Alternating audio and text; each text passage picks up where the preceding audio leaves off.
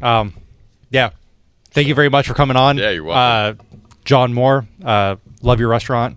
And then, yeah, maybe you can tell us a little bit about the restaurant that you have down in St. Augustine.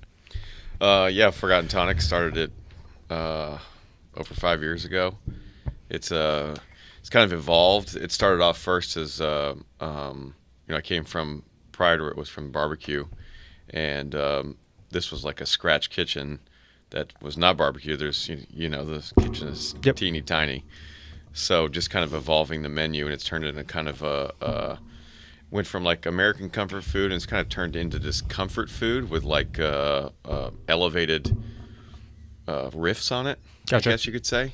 And the cocktail program started off to be classic cocktails, and then integrating kind of seasonal aspects to it. So Nice. Yeah. So how did you? I know that before that it was Cellar 6. Yeah. So was Cellar 6 going out of business, and then y'all just took over that space, or was it? It had been for sale for a while, Cellar 6. I got you. The price was too high. Maybe 3 years prior to me taking it over, heard it was for sale, but the price was too much. And the price kind of came down. I had said to my mentor and boss, Yep. Todd, who owns Mojo Barbecue, Okay. I told him that I was ready to move on. I was bored. I needed a challenge. I was running all the bars and kind of front of house for Mojo, and it just wasn't challenging for me anymore. And he said, I knew this day was going to come. However, I can help you, like real estate, funding, any of that kind of stuff. And then he brought this to my attention. Nice. And the price was much less than the previous time. And we went and toured the space and just kind of went over what our sales could be, and it looked like it could be pretty good. And then that first year was rough. Well, that's what I was going to ask. I know, I guess, right when y'all opened or took it over, like COVID happened, didn't 15 it? months, 15 months Okay. after. So I thought it was about sooner the than time that. I got my feet under me, that's when the COVID happened and it got taken out again. How miserable was that? That was one of it's probably the hardest time of my life. Even my son's birth was very, very difficult. Yeah. But the COVID was way harder, because then I don't know how many employees we had at the time, but telling them I don't have a job for you anymore, they're relying on me to make the right decisions so that they can feed their families and go on vacation or whatever it is. And the writing this email to them like, sorry guys, whatever I can do to help you, but I don't have work for you. Man, and yeah. then discussing bankruptcy. I'm not a quitter. I do not quit, and bankruptcy to me is quitting, but we discussed it. My wife and I discussed Wow. it, so yeah. Yeah, no, it was a tough time for everything. But, like I said, I definitely don't want to go down the political party of it, but I definitely felt like it was definitely during the time and even after the time is very unfair to the American people. Like, I don't feel like that, they crippled you guys, essentially, Yeah, I know that it was a rough time. We didn't know what was going on with the virus, what it was, but yeah. And then, also there, I don't know if a lot of people that needed the money didn't get the money, and the people that didn't need the money got the money. You know what I'm saying? So I don't know, like I said, it was just, for it to be kicking, and I've been there several times. Great restaurant. The pork chop for me is, I don't know if you still have it on the menu. Yeah. Yeah, that thing is probably hands down the best pork chop I ever had. Yeah. But like I said, for you to, endure all that and then still come out on top, man, that's saying a lot about the character of you. You know what I'm saying? Yeah, the lockdowns and all that stuff really just like opened my eyes to how quickly things can be taken away from you. Yeah. And so I don't like. We were in, I was in New Orleans with some of my team, and they were just talking about how great everything is, and I was like, hey, tomorrow, snap of a finger, all can be taken away from you. So really relish in what we have right now, and don't take ignore what we have going on. Right. I think the COVID thing created these two classes of people. It was like people who can work from home and people who have to go out and interact with people. And it should have just been, hey, we don't know what's going on. Yeah. This is the best, how we think you could best, if you're this kind of person, immunocompromised, this is what you should do. If you're a healthy 20-year-old, you know, you shouldn't hang out with that immunocompromised person, but you can go do whatever you want. Right. And it was. Now, I at that don't know. time, was you able to do? Because I know, like later on in the pandemic, they were allowing like drinks to go and stuff like that. Were you able to, cook or create meals to go and stuff like that, or you kind of? So two things happened. The city of St. Augustine banned alcohol for 30 days. You could go across the bridge and get alcohol, but you couldn't get it in downtown. And that I thought was a stupid thing. People were still doing it, but I didn't want to risk my license. If I lose that, then or they hammer with a big fine, I'm in big trouble. Yeah. And then the other thing was the city, when I filed the new DBA, because I used that, I didn't have money when I took over Cellar 6, I didn't have the money to change the name. Right. So then I said, wow, this is a great opportunity. We're going to be shut down, so let's just take advantage of this. And then when I filed the DBA stuff to do the right thing, the city said my grease trap wasn't adequate, impact fees weren't paid. And I'm like, what about the guy that had it before me? I didn't change, I changed the freshness of the food and the recipes and the service, but I didn't change the equipment. I didn't change the core of what was going on. And so come to find out, there was no grease trap. You can't install a hood system without going through permitting. Right. And that would have pushed some sort of red flag that there's no impact fee. So that was $55,000 with just, and you don't, right off the bat, as a consumer, you don't see that money. No. That doesn't affect any of the experience of the guests coming in. And then we were closed for 10 weeks because they had to do a archaeological dig. Yeah, I do remember hearing about that. And that's cool Yeah. when it's not your money and time. Yeah.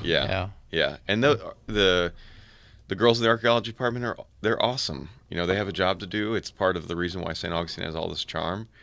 But man, when it's your business is on life support, you're just like, can you hurry the fuck up? Please? Yeah. How often do you have people that come in there and go, man, I've never noticed y'all were here, or how long y'all been here? A lot. Yeah. Because that's one thing, and it's and I really love the location, and it's the old. I think I heard it was the oldest street in St. Augustine, if I remember right. There's some, there's maybe a little feeder it's road. the oldest platted, continuously occupied gotcha. street in the continuous 48 states. That's too many words. Yeah. No, it's not going on a t-shirt. You know what? Yeah, the oldest street in America sounds better. We should just go with that. Yeah. There is a street in San Juan that is older, but I guess they're not considered part of the United States of America. Right. Yeah. So I guess one thing that I had a question about was, so how do you go from, I think it was electrical engineering, Yeah. to being a whiskey connoisseur to being a restaurant owner? I studied electrical engineering with an emphasis on hardware. Okay. And a minor in mathematics. And From UF? So I went from St. John's Community College right around the corner. I went there, and then I transferred to UF, thinking that was what I wanted to do. Yeah. I went to a private high school, small classes, and so that was kind of the recommendation, was to not go to UF where there's 600 people in a class. Yeah. You kind of get lost. Right. And so that's why I went to St. John's, and that was awesome. The teachers there were great. And the hardest math class I ever took was at St. John's. I was going to ask how the difference was, because my brother-in-law graduated from UF with electrical engineering degree. Mm-hmm. But I'm kind of curious how going there and then going to one of the best one of the biggest colleges in the United States, how that lifestyle. Yeah.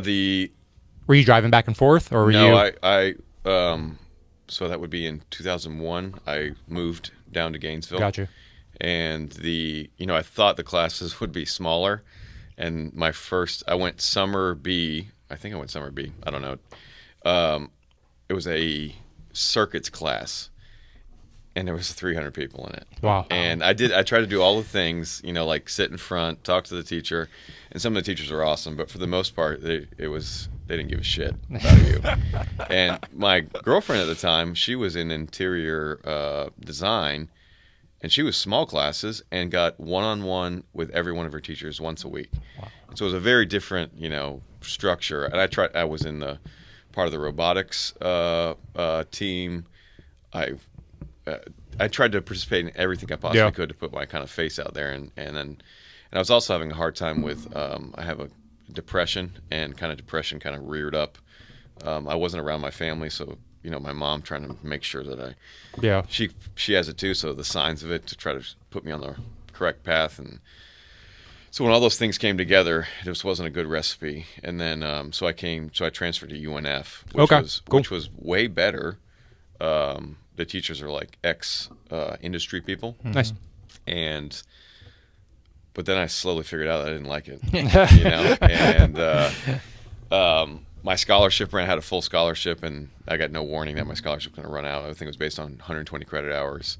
The guidance counselor told me I wasted my time on English classes at St. John's, which I disagree on, because I don't need more math classes. Right. I'm good at math. Yeah. I need classes I'm not good at. Right. So there's some English classes I took there that I thought were great, but then this guidance counselor was telling me I wasted my time. So that was kind of the scholarship running out, and then I worked at VistaCon over off of South Side, and the guy that was what is that? AccuView contact lenses. Oh, okay. Yeah, and so that's a manufacturing plant on South Side. They make contact lenses in that plant, and my boss first day says, "Hey, all that stuff you learned in college, you don't need any of it. You have this little book," and that was kind of the nail in the coffin. I just had that conversation with a buddy either yesterday or the day before. Like, it's one of those things where if schools, because like what student loans and stuff, especially my sister went to my sister went to UCF, and then like my brother-in-law going to UF and stuff. Like, you rack up a lot of debt. Yeah, and like that's, I think, the one thing that even like bankruptcy doesn't take care of. Like, the government's always going to get their share of it. And at least with like a house or a business, you can sell off the assets. Where you can't sell your diploma to somebody. Yeah, it's a pretty the student debt thing is and I think it's being attacked the wrong way. It should be attacked from the people giving out the loans. They need to stop. You can't give out a massive loan to somebody that's not going to make that money. Yeah, Oh, I agree. Yeah, you got to have some. But then it comes down to your parents though and stuff too, right? I feel like your parents should kind of give you the right direction as well, instead of just unless you're one of those maybe one of those families. That's what we were talking about. As a parent, you need to sometimes you got to go to the hard truth. Like, hey man, like you don't need to go to Harvard. No. It's too much money. You need to go. You need to go to the community college or something like that instead. Yeah, 100%. Obviously we're tackling this right now. My son, he's doing dual enrollment, and the kid's super smart, but he doesn't really want to apply himself also. But, it's like me working him this summer. I'm like, hey, you can, you're too smart. I'm not saying you're too smart for this. Like, obviously I made a living out of it, but I don't want you going down this pathway. You know what I'm saying? I feel, I want you to do whatever you want to do to be happy in life. He's always saying that he wants to be a civil engineer.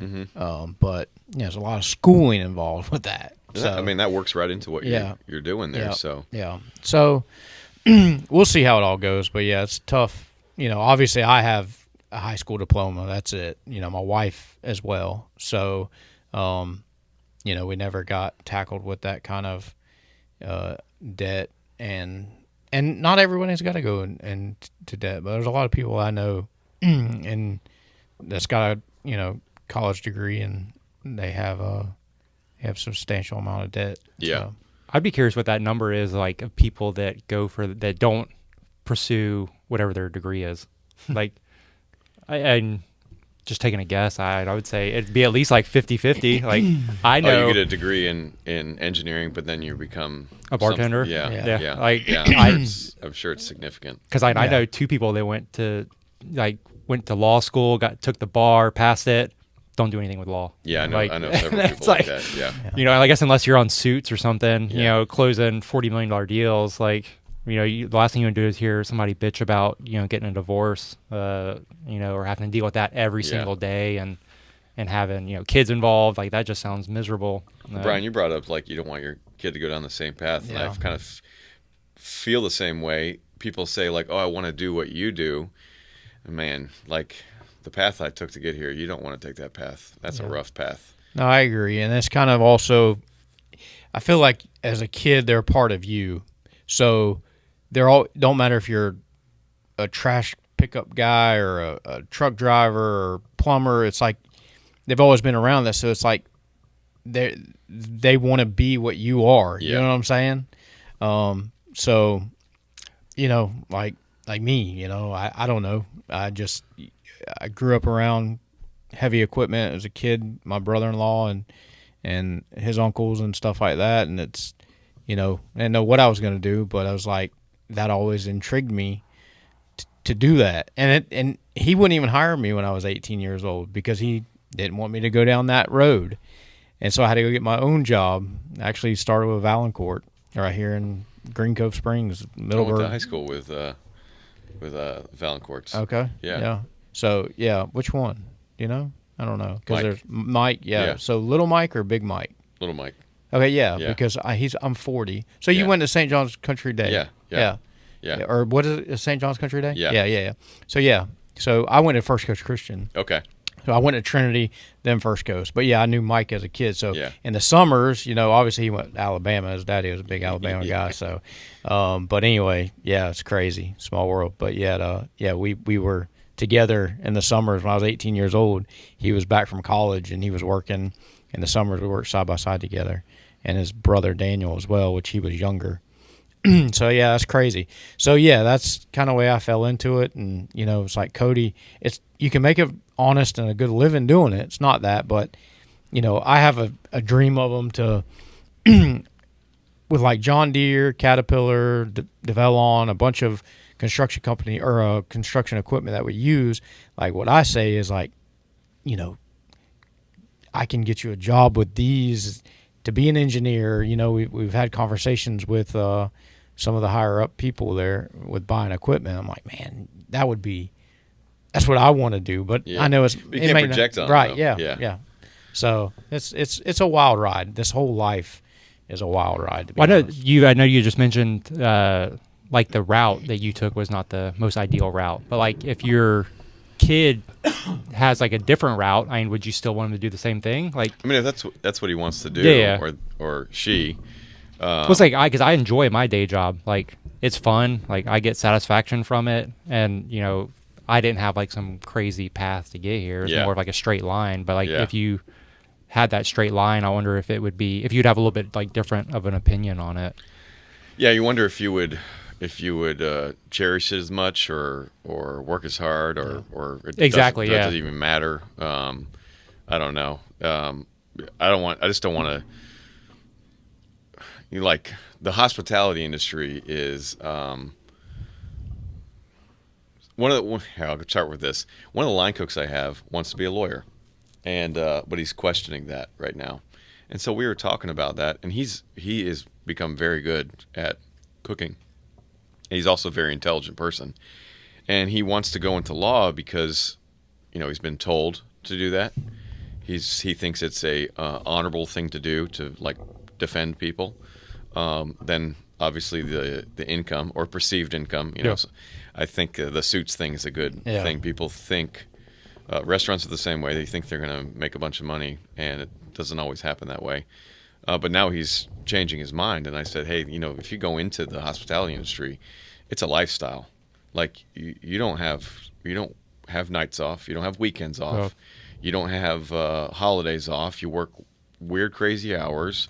You smell terrible when you get off. You're worn out. I mean, you have you know, scars on your arms, and so you just got to be like transparent with yourself that you're giving up some things. Yeah. My career, like when I decided not to do engineering anymore, I needed to make money, right? So I went to the town center because Cheesecake Factory was opening up, Yeah. and that's where I was going.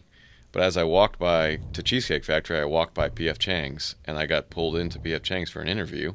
I got hired on the spot, and as a server assistant, Yeah. and which is just a glorified busboy, and it was awesome. Yeah. I absolutely loved it. Like from the jump, Yeah. I loved it.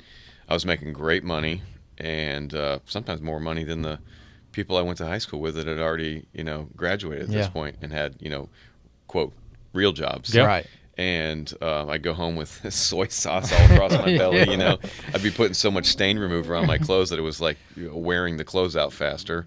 And it was awesome. But I was working a lot, Yeah. 50 hours a week, nights, staying late, just doing anything to just make money. Did you end up? Is that where you first started like bartending and stuff, or? Yeah, so they had me start bar backing. It was so busy that they had to have a bar back. And when you were the bar back, you also had the cocktail tables. There was like 7 cocktail tables and then 8 or so patio tables. And because of that, now I have the biggest section out of all the server assistants, and a super busy area. So and I didn't know shit. I didn't know anything. I was a good kid. I didn't drink. I didn't do drugs, any of that stuff. So like when they would ask for something, I had no idea what they're talking about. And so I would come in on my days off and I would organize the liquor room just so I could put my hands on all the bottles and like read the labels. And I started creating, I love spreadsheets. Of course, I'm an engineer. Yeah. And so I created spreadsheets to like memorize stuff and like learn wines. And they would let me like pour beers. And then How old were you at this time? 22, I guess, something like that. 22, 23. So that was my first restaurant job. And so I was definitely behind. Most people start at like 15 in the restaurant industry. And they then promoted me to bartender. The bartenders went to the management and said, like, you need a bartender, and the only person we want is him. Nice. That's who we want. And then I got all the shifts, Sunday mornings, openings, that my income kind of dropped. Yeah.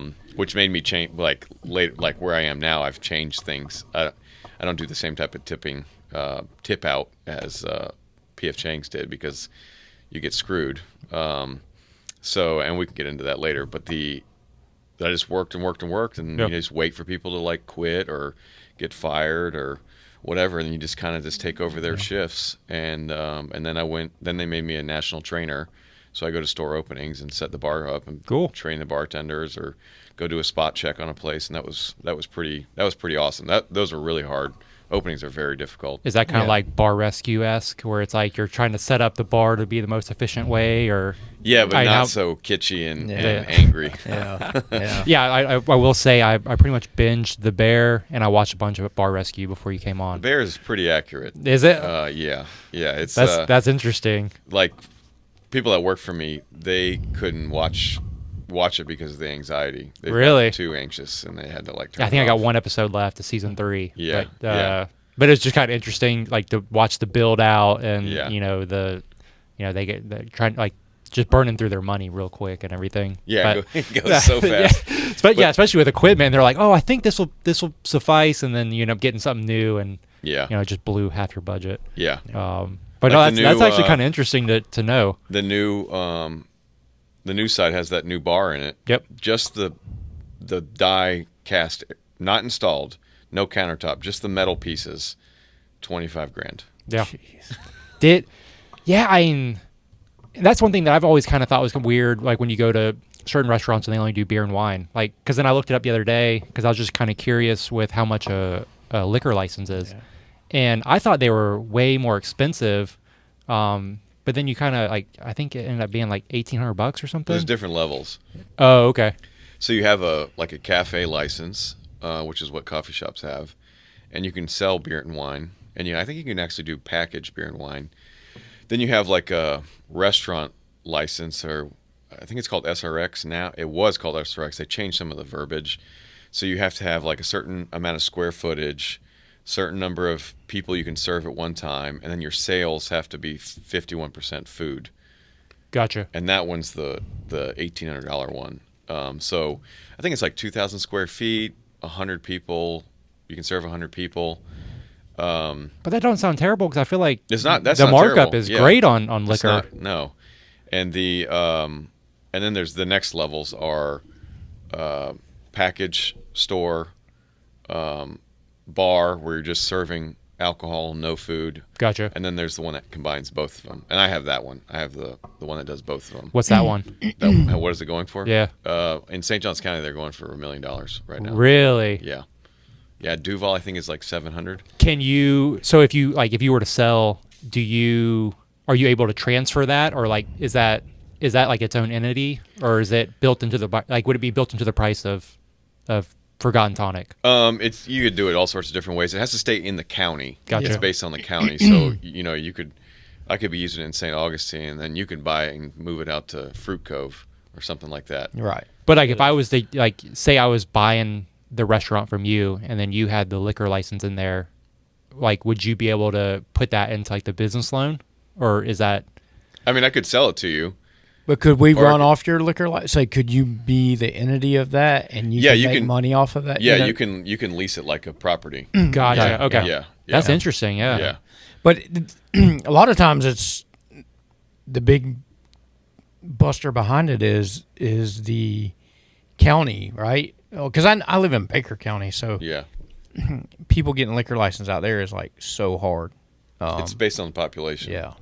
So obviously it's a little bit easier in St. Johns County. So per the se. reason why the price is so high right now is because the population has grown, so there's more people wanting them. And so if you don't have, I don't know what the growth is like in Baker County, but probably not as much. St. Johns County is out of control right now. So you have all this growth, all these people, all these restaurants being built, people wanting these liquor licenses. So, supply and demand, so the price goes up. I know like St. Pete is not, it was not that crazy like 5 years ago, and it's gone up a lot because of the growth in that county that St. Pete is in.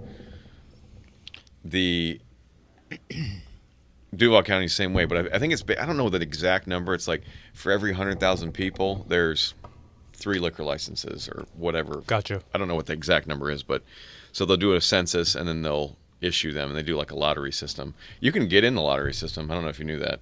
You can go into the lottery system. It's weird because usually Publix wins the lottery. That's funny. But you can go in the lottery system and like you can be in the lottery, you can be in the lottery, your business can be in the lottery. You can have like multiple things in the lottery just to pay. There's like a fee you have to pay, $2,000 to be in the lottery. That's interesting. Yeah, definitely. So then I guess you just finance out essentially that $1 million for the liquor license. Yeah, so when you get the lottery, when you get the lottery, it doesn't cost that much. It's the secondary market. It's kind of like like whiskey. Yeah, whiskey. So when you buy it you have to buy it from the state, and then you have to use it within a certain, I think it's a year. You have to put it into use. That's wild. Literally secondary market. What, Like watches. Yeah. and What's whiskey. the so if you get the lottery, like what's the price difference? Like I don't know what it's not. It's like tens of thousands of dollars to buy it from the state. Yeah, yeah. That is, man. Yeah, that's Yeah. quite the Jump. Yeah. yeah. Well, same thing like the Masters. If Yeah, you get go in the ahead and lottery text. system, Yeah, go ahead and send me that link. You get in the lottery. Yeah. you get in the lottery, you pay, face value for it, no big deal. And you want to go to the Masters, and you gotta pay $5,000 a ticket. Yeah, that's Right. nuts. Yeah. So Well, kind of going back to the school stuff, do you feel like whenever you, I noticed you played a little basketball. Yeah. Do you feel like just for mainly like the younger kids, kind of going back to the college thing and stuff, do you feel like playing team sports helped? Massive. Yeah. Yeah. That's one thing that I've always kind of been a believer in is like just the team sports. I know, his son ran cross country and track and stuff, and that was one thing that I never played team sports. I'm not a team sports person, but I feel like my kids should go that route at least. Maybe Kinda, it's not necessarily team sports, but sports, competitive Yeah. sports. just doing something outside. Yeah, knowing like, my mind is telling me to stop, but I went a little further. Yep. That it's not it's not always what your mind is saying. It's like the ceiling. There's more in the tank. Learning to lose is a big thing, because then you got to stand back up and do it again. Yeah. And I was telling him before the podcast, I was like, and there's not always, but there's inspirational people. As another child leaving your parents, as a 12-year-old, 14-year-old, 15-year-old, if you have good coaching, even a hard coach on you, it's just rules of life as it starts establishing. But yeah, that's kind of what I felt like, even for me. It just gives you that competitive drive through life, and like I said, winning and losing at the end of the day. The biggest crop of everything is, they don't want anyone to have any losers anymore.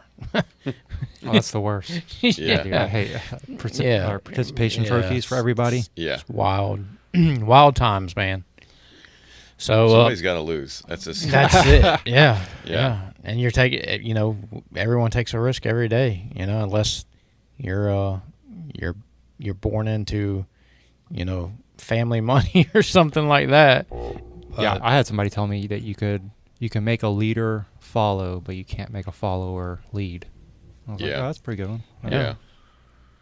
So if we go back down the restaurant avenue, the your head chef, does he have control of like the menu and everything like that? We foster a collaborative environment, so everybody has input on it. Okay, that's cool. I don't like to say no to things. I'm more like ask questions and get people to figure out the answer on their own. How will this sell? How's it going to be received? What's the cost like? What's the prep time like? How quick is the pickup going to be? Those kind of questions. Does it fall into our ethos on the food and what we're trying to do in the restaurant? I don't like to just, if I really don't think it's a good idea, I will say no, but most of the time there's not like a yes or no answer, like, hey, should we put this on the menu? It's like, how's this going to fall into place? But he's awesome. He's been a great addition. We lost 2 managers in December, and so we had these big holes to fill, and he stepped right into that and done a great job with it. How's your turnover? Our turnover is very low. Really? Yeah. Because my wife worked at Bonefish for, I want to say like 8 years or something. Like we were talking about at the beginning, like kind of started younger. Mm-hmm. But she did really well working at Bonefish. Yeah.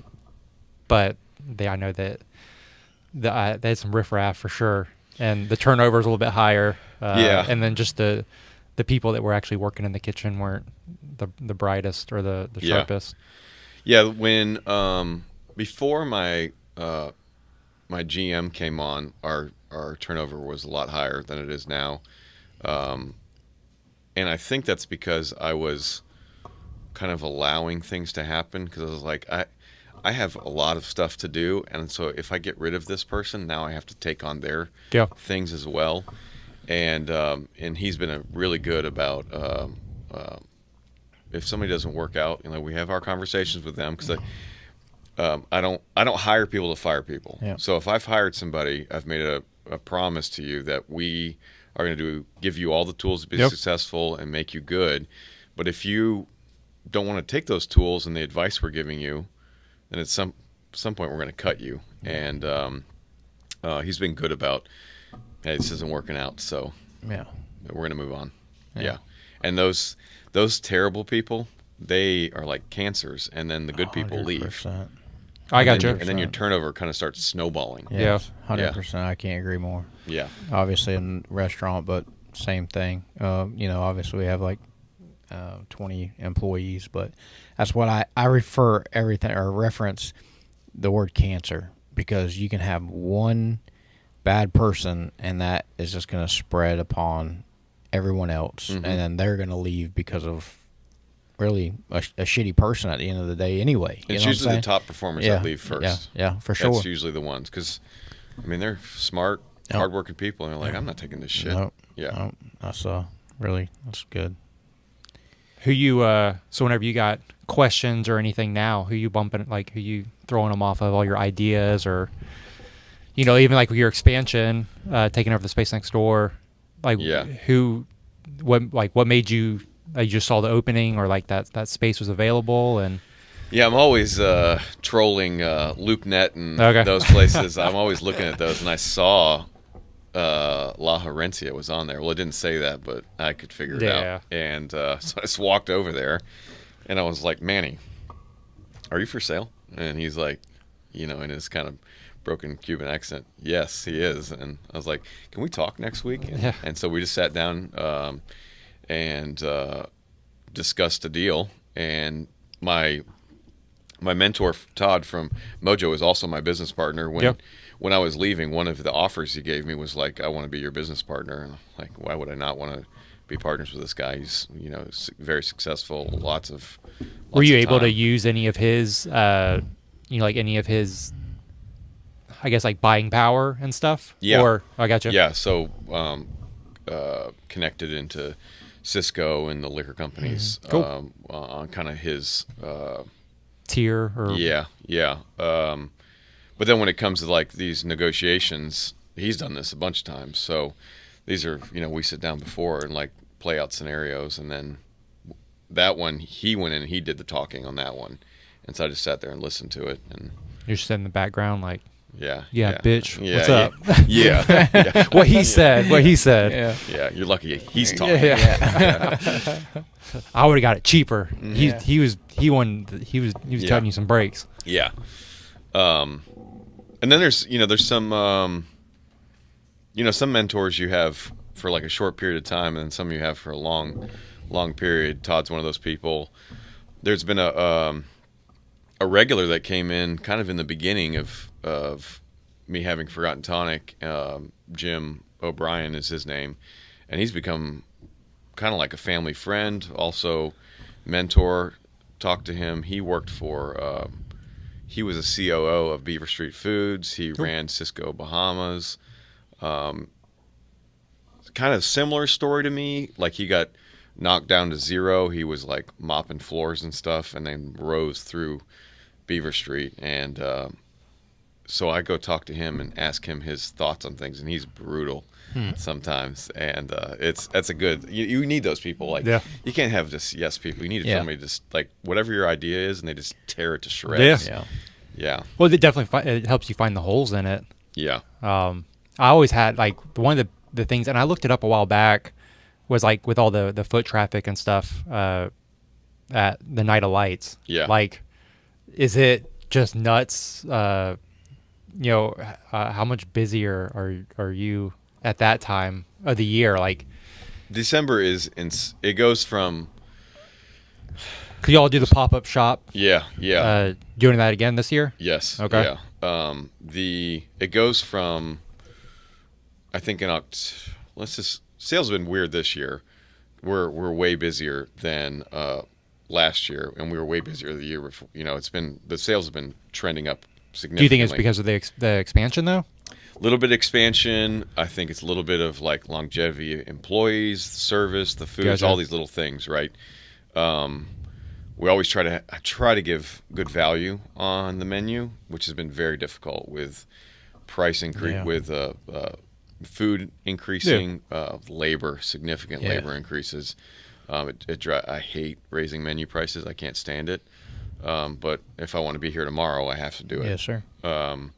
But the sales 2.5, threefold from like October to December. Wow. Yeah, and when we have new employees, you try to tell them what's going on, and they do not believe you. Mm-hmm. Even if I pull up the sales and I say, "Look, here's October, here's December," and they're like, "Well, what's that?" I'm like, "No, that means every day is Saturday." Yeah, every day. Every day. Yeah. Wow. How many of them are like? How many people do you actually hire just for like seasonal help then?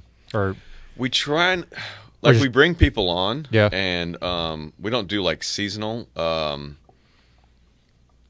Some of them were brought on for like seasonal, and then they stay on. Usually, what happens is whoever's at the bottom, those conversations start happening, of like, hey, you need to work on these things. Yeah, and it's going to sound just totally callous, but then you're you're not cutting it, and you got to go. Yeah. Yeah.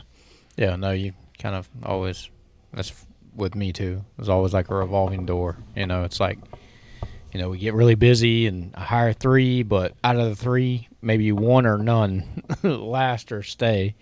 So I can imagine that too.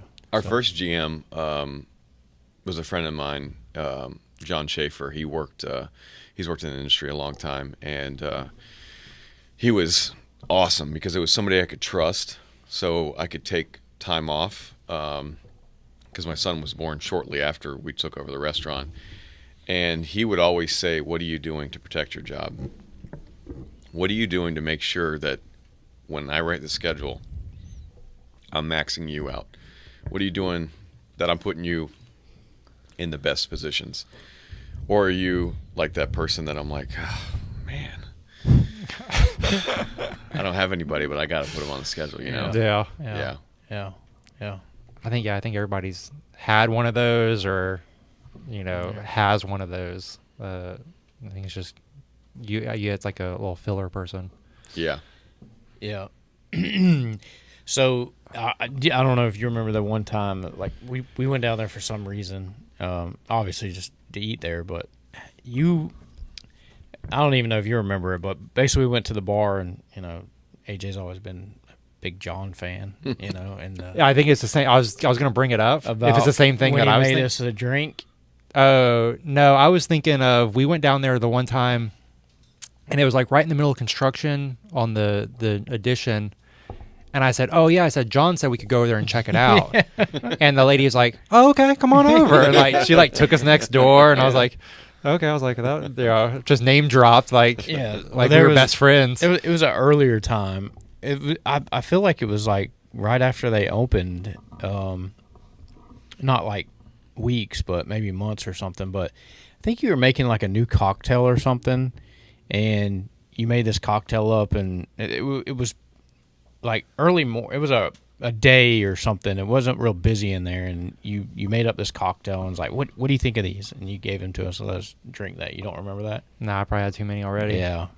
So anyway, it was I don't even remember what it was, but it was I would say I only remember probably about 60% of my St. Augustine trips. No, I know. We've had some bad ones. We have to go back to some videos or some older pictures. Yeah, we done because for me, it's not that long of a it's like I think 35 minutes from my house to get down there and park and everything, and so we usually always go to St. Augustine if we go I always anywhere. tell people, if you're coming to my place, you need to get a hotel. Yeah. Well, last time we stayed at some cheap ass hotel across it, like right over the bridge, and I was like, dude, they're like $80 a night. I was like, we're probably not gonna even remember getting there. We can just walk across the bridge. And then dinner was it was great. It was after about 1 a.m. Yeah, and we ended up making it to Mellow Mushroom. Mellow, we passed out in Mellow. Me and you. Yeah, passed out Mellow Mushroom. We're done. Our wives were taking pictures and videoing, and but we went that night. I think we had drinks with you, and then we went to the place that's no longer on the corner. Alta Maria. Yeah, man, yeah. I was really surprised and sad that closed. Like that was one of my favorites. Like, yeah, that's sometimes it doesn't. I think their price point was too high. I didn't feel that way. Yeah, like, but you got to look at the average visitor to St. Augustine. I thought the food was great. Yeah. I like dark. I like dark atmosphere. I gotcha. According to, if you look at Forgotten Tonic, it's like a cave in there. Yeah. I thought it was too bright in there, but it fit the theme that they were doing, where it was like that coastal Italian. Yep. Well, to me, that was like, we've been fortunate and been to Italy a few times, and like that to me was like one of the most authentic like places I've been to. Well, he's from up there like doing the dough in the front window. So I think that's why I was most sad, because I was like, man, like there's not really, I can't really think of anything else locally. There's a couple places that we've been to like in Asheville and stuff like that are pretty comparable, but nothing in St. Augustine that I can really think of offhand. And the new place, we had dinner the other night at y'all's, and then we went over there for drinks, and like it just wasn't the best experience. Yeah. Like, and I think their menu, I don't know if they have a new chef or something, but their menu's much smaller. And, Yeah. Yeah, it's just not the same by any means. Yeah, sometimes in the restaurant industry, 1 + 1 does not always equal 2. Yeah. It can be all this great stuff, and then you also don't know what's going on behind the scenes. Are they managing the money correctly? We have no idea. Well, like when we were there the other night, I had 3 of the same drinks, and they all came out like different shades. Oh yeah. Different, like the taste was like a lot different. And then my wife had ordered something, and they came out, and I was like, I'm pretty sure this is like all sour mix. Like that's it. Like there's nothing else. So do you manage the liquor pours? Well, I don't manage anything. Right. I just I manage the managers. Right. And stuff. But is that like, because what is a bar rescue like freak out about that? Like you're losing excess money because of, you're pouring too much? Well, we have standard pours on everything is, I love spreadsheets. So we have I have this massive book on all the pours, all the prep, everything is in this, we call it the Oracle. And everything's in there. So, our standard pour is 1.5 ounces, and then the cocktails are 2 ounces. I love when people say like, "Oh, you're gypping me on alcohol." Like these cocktails are usually 30% more than an average restaurant. So you just give it 30 minutes, and then you tell me how it's going. Oh yeah, you. no, 100%. Yeah, we jigger everything. Everything gets jiggered. There's 1.5 ounces. If you just get a standard, we call them and ones. So rum and Coke, rum and, like gin and tonic, that's 1.5 ounces. And then the cocktail is 2. Yeah, my favorite are like when you go to a place, it's classy when they have like the little stoppers and they're like, yeah. And it's like, what the hell am I, like, what am I doing here? Yeah. Like, then you look back, you're like, well, I am at like a Days Inn hotel bar. Like, yeah. Do you ever have, Buffalo Trace Distillery products, obviously, do you have any issues getting product from them? So I loved working for Mojo. Okay, yeah. And I came on after store number 3 in Fleming Island. Yep. And then I worked in the kitchens, and then developed the program at number 4, which was the whiskey bar, and then was there for the next, 4 other ones. Yeah, 4 other ones. And we had Buffalo Trace as our well. Mm-hmm. I love Buffalo Trace. Yeah. And we didn't, something that Todd taught me was, if you're going to focus on great food, great ingredients in the kitchen, why are you going to have shit product in your well? Why are you going to be serving Skull vodka? Mm-hmm. You go to some restaurants, that focus on all that stuff, and you look in the well and they're serving just Montezuma's Revenge tequila. It doesn't make sense. Are you just saying, is this bullshit, or do you actually mean it? So that's why we picked Buffalo Trace. We had Tito's as well for a long time, and then we changed that because people were calling for Tito's. It's like, hey, we're leaving money on the table right now. Then I got all the Van Winkle. Yeah. For North Florida. Mm-hmm. It would come in, they'd tell me, hey, Van Winkle's landed. How much do you want? And I'm like, all of it. I'll take all of it. Mm-hmm. Yeah. And they're like, well, I can't give you all of it. Let me ask some people. If they don't want it, I'll give you theirs. And I was like, cool. And I would get a bunch of other product. Nobody wanted it. It was hilarious. Wow. And then this craziness happened. And, the Blanton's thing is crazy. Yeah. I think Blanton's good, but not $200 a bottle. No. You're insane. What are you doing? You know how much Old Forester you can buy for that? I mean, what are you doing right now? Well, not to cut you off, but we were just in Barcelona at the beginning of the year, and I think I texted him, and I bought him a bottle of something else, like Dashmore or some shit, and then they had Blanton's for €100. Yeah. So I think that put it at a little bit less than $100 a bottle, and I was like, so we brought back 3 bottles with us. Yeah. But yeah, I kind of agree. I think on the corner, a bottle of regular Blanton's is, what was it the other day, $230? Yeah, $230.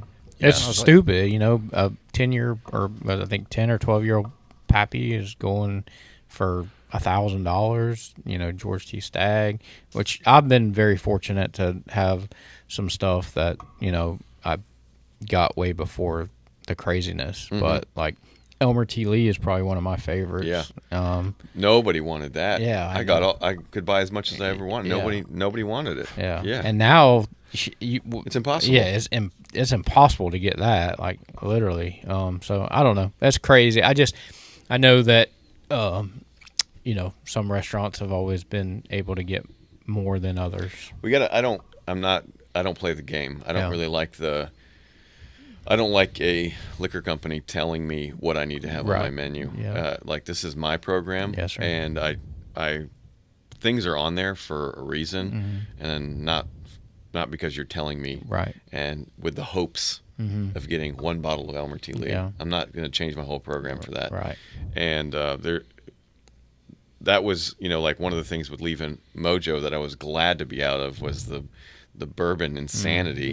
And I love doing it, but then it just got all these games you had to play. Yeah. And like Sazerac was one of the worst ones. Yeah. You need to sell Fireball, and you need to sell Wheatley, and you need to sell this rum. And then I'm like, well, why don't you just open the bar, buddy? Yeah. How often you got to kick people out for getting sloppy? They don't do that at ours. They come to ours like first or second place. Yeah. And they go somewhere else. They go to Mellow Mushroom. Yeah. That's a fact. Yeah, it doesn't happen often. There's been a couple. Most of the time, people are like, "Yeah, you're right. I'll drink this water." Yeah. Yeah. I just feel like when you go in there, it's just a whole different vibe. It's a little mix of everything.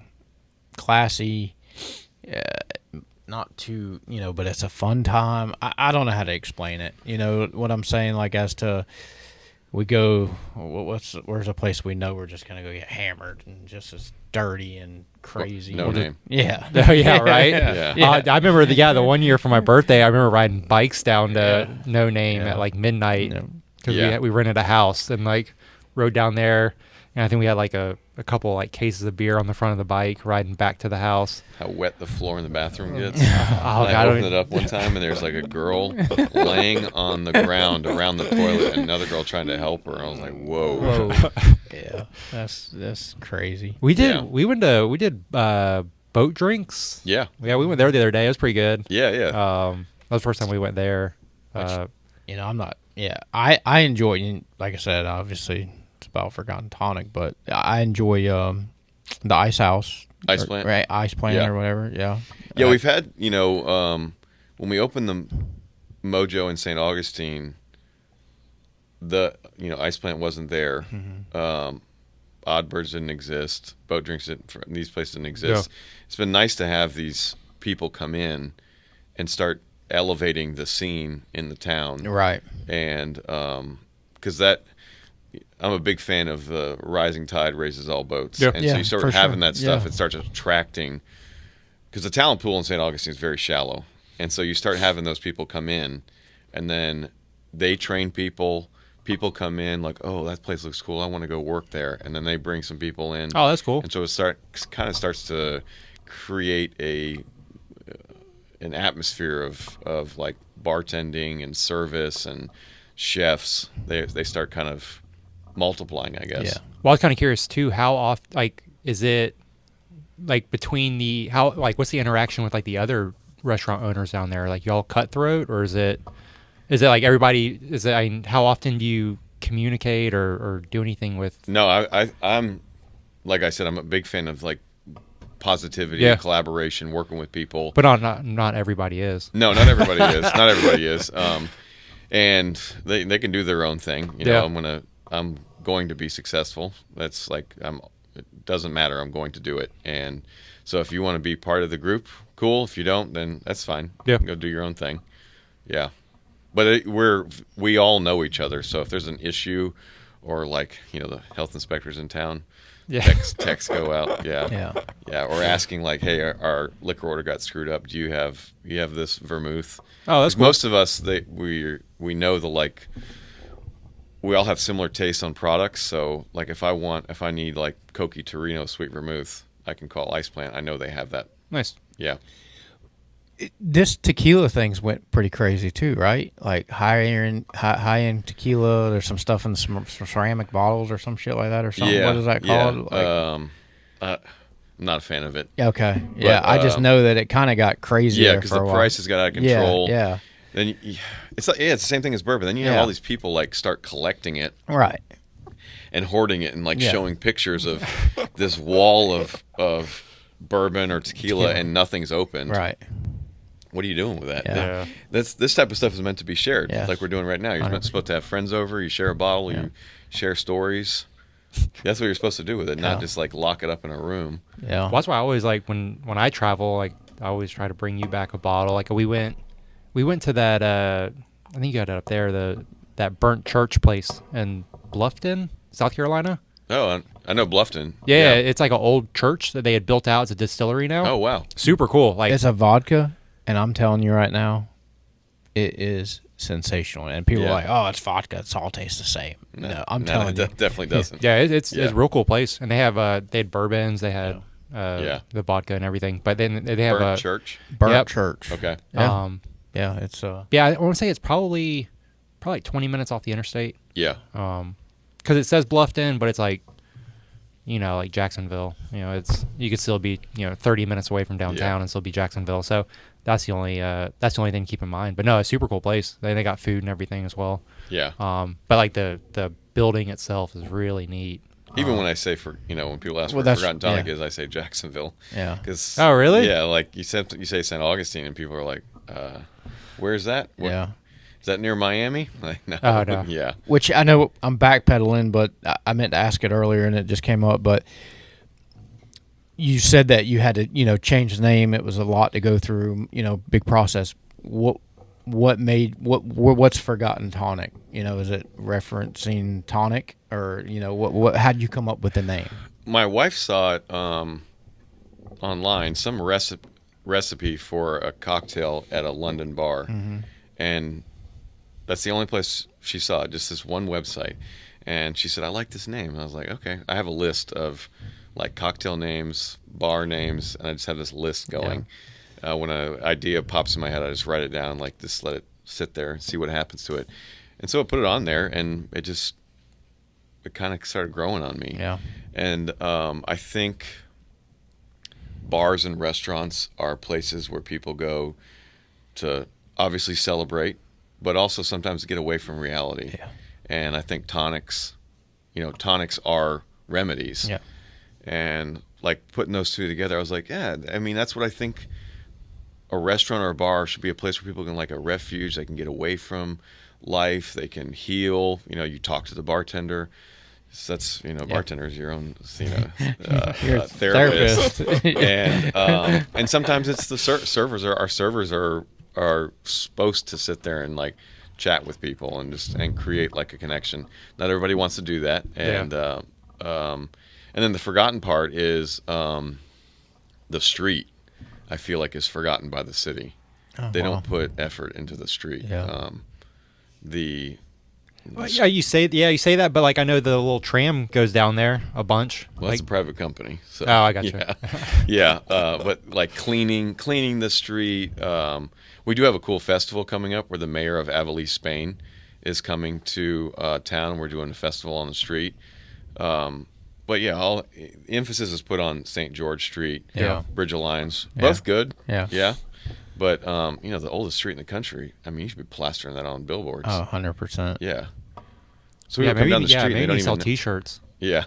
Yeah. The oldest platted, continuously occupied street in the continuous 48 states. Yeah, it's like the Yeah. it's like Michael Scott's was it the 5K? Yeah. With like the way too long name. Yeah. You Yeah. could do that. Yeah.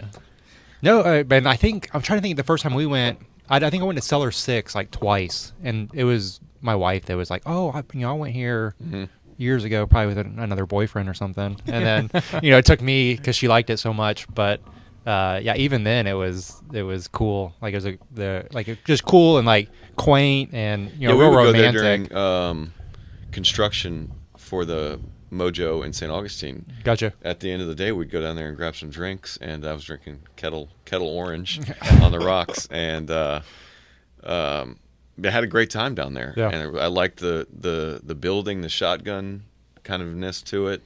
Always had a great time, and then when we buy it, then all these stories start coming out, and it's like, ooh, we need to get away from this name. That's funny. Yeah. And honestly, that Mojo's is one of the places that kind of going back to that first question, like I always think I'm like, I forgot this is down here. Like, Yeah. Well, until I pull on, because I usually drive, like we usually turn on, then drive Yeah. all the way down to the loop, and it's like, man, I forgot that Mojo's here. I forgot Yeah. that the Maple Street's here. And they have a parking lot. Yeah, Mojo I does. usually always I double dip on the Columbia parking lot. Oh yeah, yeah. So I'll park there and be like, oh yeah, dude, I don't think you're the only one. yeah, I'm like, oh yeah, I got reservations in like 30 minutes, and then I get in Yeah. a little thing, and you come back out and nobody's ever there. So it's Yeah. like, okay, I just go on my way. Yeah. going to prison. I know, right? Well, I feel like if anything, I'm just giving away hacks. Like, hopefully nobody in St. Augustine or is listening. We've had a time or two at the Mojos at the Beach Boulevard. Yeah. Well, I think right when he got here, you had said that you had a story where they tried to kill you. Yeah. I don't. It's not Mojo's fault. So Fleming Island, obviously, I play a lot of golf, and my cousin lives in Fleming, and my buddy Justin. So anyway, we went to Mojo's. Well, I love Mojo's, and I was having gallbladder problems, Yeah. and I'm a sucker for. I think I got their whole meat, but like their ribs, and it got some good fat on them. I'm like, oh my god, I eat that crap, bud. And I don't know what a gallbladder is or none of that crap. I don't know what it does, but I guess you're supposed to stay away from fatty foods. And Is it like gout? no gallbladder. No, is it like similar like with gout? You have to stay away. You're supposed to stay away from brown. Yeah, Fats. Yes, Yeah. fats. Fat. Yeah. You're Yeah. correct. Yep, but fats, and that's what, dude. I had the worst attack ever. Thought I was gonna die, and then 5 days in the hospital because it was so horrible. So I have not been back to Mojo's. I thought you were going to say something like some employee like No, got in your face. no. How often are you getting back behind the bar now? Man, never. Almost never. You don't ever get up there and It's my. just to like It's the fire reason why back I up. love it so much. Like, I really, I tell people like I love being a barback and a busboy. I did. I loved that. It was put your head down, work as hard as you possibly can, and I got rewarded by getting paid by the servers and the bartenders. But then when I bartended, I love it. Like this person that was in me that I didn't know was there. I'm an introvert. I Yeah. prefer to be by myself and like silence or just have music on. And but if you're a bartender, if that person doesn't, you're dead in the water like that. So this person came out of me, and my mom and dad told me that when they came in and saw me there bartending, they were like, "Who is this person?" And I love it. I love bartending. I love talking. I love the like interaction with the people. Like with you and your wife. Yeah. My designer that I use, her and her husband, I've become friends with them. Jim, the mentor. All these people came from being behind the bar. But if I'm bartending, then that means one of my staff. I don't have that person, and they're not learning. Mm-hmm. Gotcha. And so I'm taking money away from them. So, I don't bartend a whole lot, and it's funny when I have hopped back there and just like, I guess, played around and trying to knock the rust off. Yeah. Yeah, I think the last time it happened was maybe a year and a couple months ago when the school, the Trinity Episcopal Parish, is right behind us. Yeah. There are landlords. They have a little school in their school. It was like the last day of school, and all the teachers came over, and I had to get behind the bar, and I still had it. Yeah. That's awesome. What's the craziest story a customer has told you at the bar? Oh, I don't know if I can repeat those. Yeah, The craziest thing. How many dead bodies have you heard have been The hidden? craziest thing a customer did was try to stab me. Wow. I did Yeah. hear that one. you I have that not one. heard that. Yeah. I have not. Yeah. I gotta hear this. This couple came in, and I recognized her because they were staying across the street. That used to be an Airbnb Yep. upstairs, and that was back in the day when I was open to close. So I'd be there at 9 a.m, setting the patio up in the dining room, and I could see her upstairs getting dressed naked. She was just naked, and so they came in for dinner, and I was like, I know who that is. Yeah, and she was drunk. He did not seem drunk. They sat at the table when we had that stage up front. with Yeah. those Yeah. bullshit like foldable patio tables. Yeah. And The stage being gone is a lot nicer. oh yeah, I hated that stage. I mean, I love the curves that Right. those little stanchions had, but I had to get rid of those things. And so she proceeds to start being a total bitch to the server. She's just like cussing at her and just being disrespectful. And I found out later on in service that she like slapped the server on the ass. And one thing I can't stand is just being like, we're not, pieces of meat, and you got to they're human beings, Right. And sometimes servers don't want to say anything because they don't want to cause a scene. But no, that's not acceptable behavior. So she, I go up into the table and tell them like to not cuss. Can we stop cussing, please? And she's like, her husband's like, not cussing at you. Well, I'm the only one standing here, so yeah, she is cussing at me. Can you just? Nobody's being disrespectful to you, so can you just stop being disrespectful to us? And I walk away, and she gets their dinner. It's a steak, and she's complaining about the steak. So I walk over there. She hasn't even cut into the steak, and she says the steak tastes like ass. And I was like, "That's it," So I grabbed the bottle of wine off the table because I don't want to get hit in the face with it. I put it on the host stand, and then I turn back around. She throws the steak and the plate at me, and then picks the knife up and like goes to stab me. And I just like calmly, like hands behind my back, take a couple steps back, like call the cops. Yeah. And while I do that, there's a table of regulars sitting right behind her against, where the like Broadway theater lights were on the wall, and it said like cocktails, wine, something, some to the like when you walk into the left or the home right goods thing. Oh, it was on the wall without the door, and then we moved it to the other wall. Okay. I gotcha. Something like that. Yeah. Well, this like 70-year-old lady gets up and puts her in a sleeper hold. Yeah, just yokes her up, and That is bad. and then about 15 seconds later, army of police show up. Yeah. And what they do, they just haul her across the street, like. She. Hopefully they checked out already. Like that'd be embarrassing the next They day. asked me if I wanted to press charge. Yeah. trespass her. Right. I'm like, no, I'm not gonna, fuck these people. Like, Yeah. I probably maybe I should have. I don't know. But yeah, they just told her like you can't come back in there, and yeah, it was pretty. What'd her boyfriend do the whole time? I think it was her husband. But I mean, what do you think he did? He backed her up. He did. Yeah, he was committed. Which is what in public is what you should do. And then when the next morning, it should have been like, you gotta calm down. Yeah. Well, I think we have between his wife and my wife, there's like an ongoing joke. It's my wife's champagne Shinoa and his wife's mimosa Miley, and it's like, dude, they just don't let them come out. Like you just gotta, you gotta keep them at bay, like and keep it in check, and it's all good. Yeah. Oh, that's hilarious. The Airbnb thing's kind of neat because we one of the other places we really enjoy is the that Drunken Horse place. I've heard so many great things. Yeah, they have an Airbnb above the place, but it's like $350 a night. Every time I've gone there, it's full, and it's like I just want to do a little pop in before I go home. Yeah. And so I'm not gonna wait around. So then it's like, well, I guess this night's shot, and then I just go back to my car and go home. Yeah, usually we have like our route is like we'll go to Teeny Martini. Yeah. And then just walk out the back door straight into Yeah. Drunken Horse. But it's super. Yeah, like got like really authentic.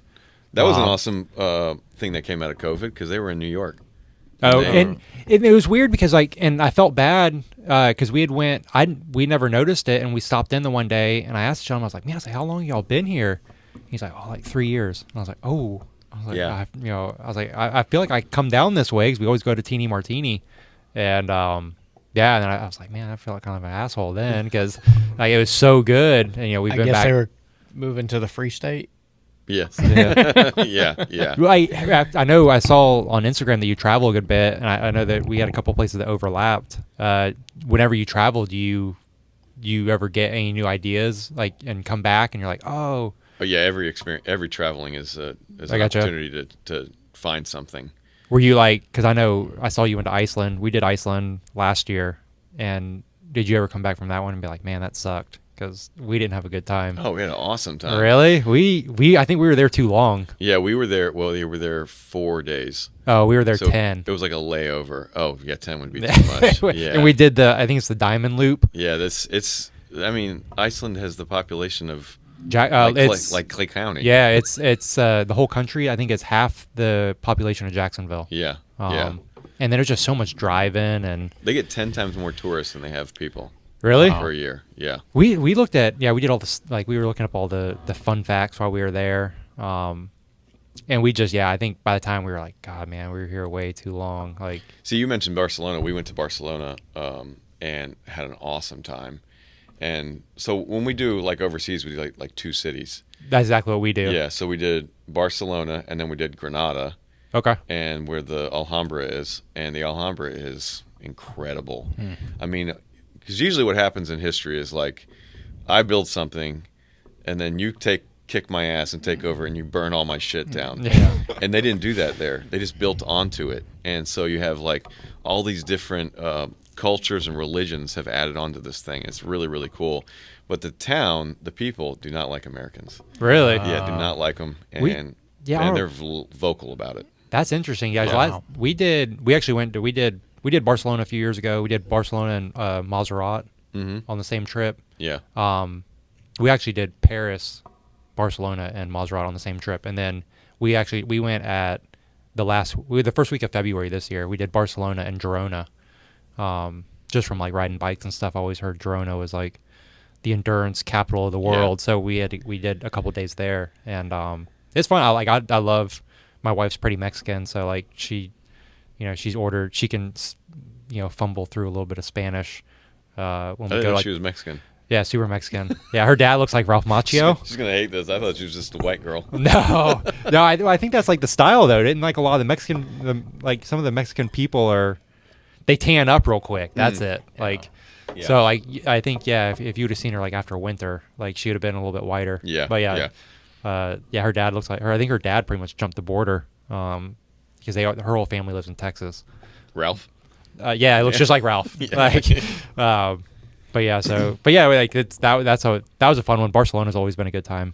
I thought Barcelona was awesome. We walked.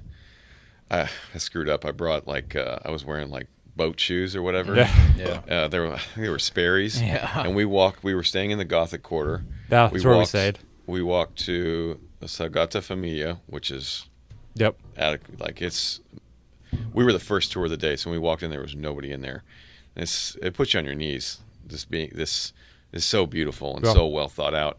And then we walked to the barracks, and then we walked to Park Güell, and then we walked back down, and it was 14 miles. Yeah, I was gonna We say, walked I that know day. the one day we were there, we did 9, and like that just recently, and that was pushing a double stroller around, like and then by day 2 your calves are blown out. Yeah, and European cities do not like strollers either.